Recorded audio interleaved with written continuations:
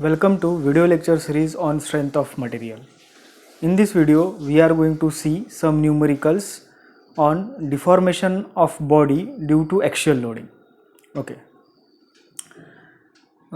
So ये numerical में दिया है, there is one steel column which is 120 mm in diameter.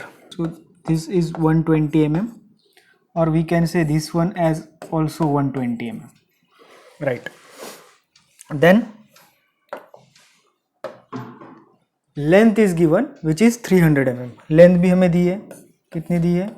300 mm.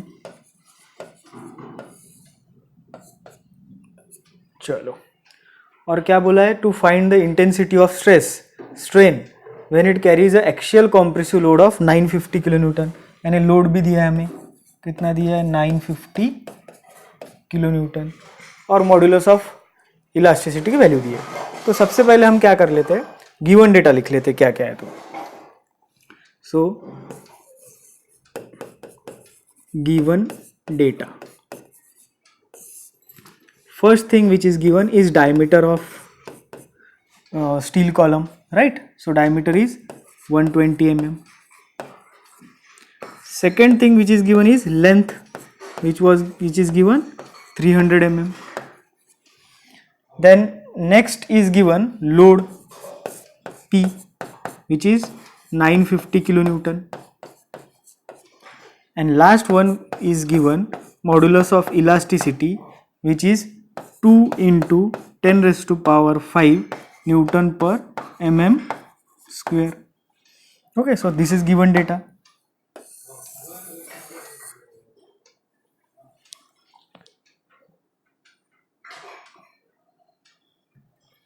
अब हम देखेंगे कि हमें क्या क्या कैलकुलेट करना है. तो हम लिखते हैं यहाँ पे टू फाइंड.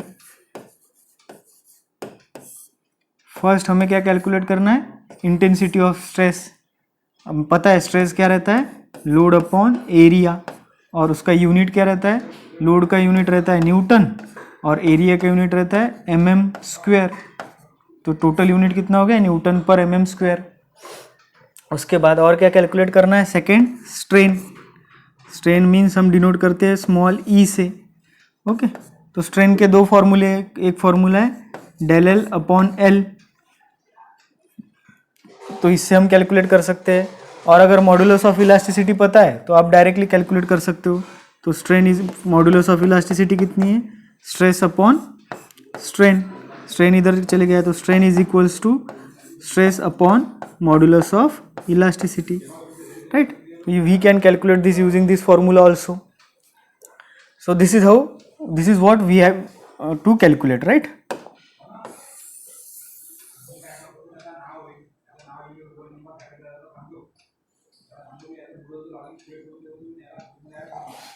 तो गिवन डेटा हो गया, तो अब टू फाइंड हो गया. अब हम चलते हैं सॉल्यूशन पे. तो सॉल्यूशन, फर्स्ट स्टेप हम क्या करेंगे? क्रॉस सेक्शनल एरिया कैलकुलेट कर लेंगे. Cross sectional area is equals to pi by 4 into D square. So pi by 4 into what is the value of D? It is 120 mm. So D square. So we will get area as 11309.73 mm square. तो area मिल गया हमें. पहली step हमने area calculate की.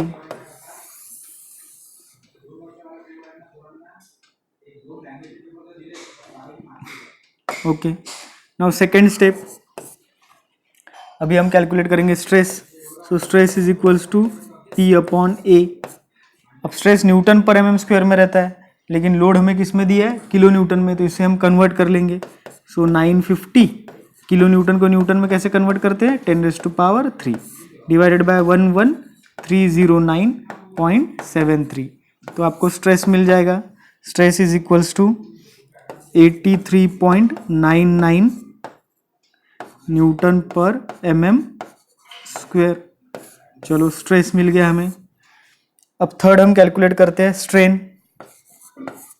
सो strain is equals to stress upon modulus of elasticity, right?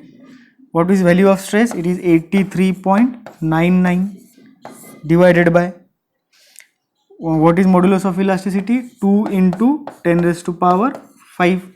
So from this we will get strain is equals to 4.19 into 10 raised to power minus 4. Strain has no unit. Okay, so